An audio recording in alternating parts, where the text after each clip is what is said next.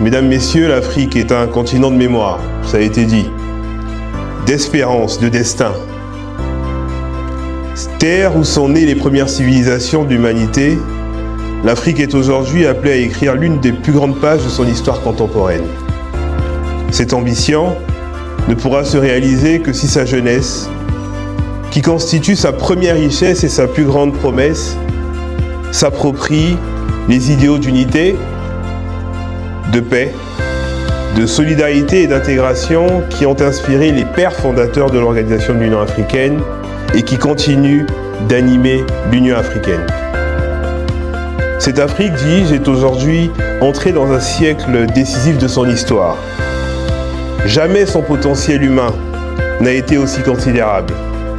Jamais les mutations technologiques n'ont offert autant de possibilités de transformation. Jamais, non plus, les attentes de sa jeunesse n'ont été aussi fortes.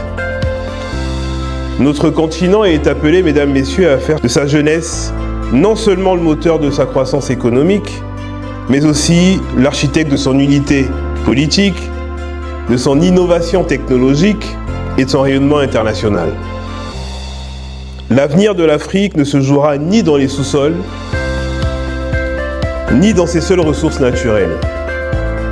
Il se construira avant tout dans l'intelligence, la créativité, les compétences et l'engagement de ces jeunes. Je suis donc particulièrement heureux de prendre part à l'ouverture de la deuxième édition du Belief 2026 qui s'affirme désormais comme un cadre de réflexion, de formation et de préparation d'une nouvelle génération de dirigeants africains.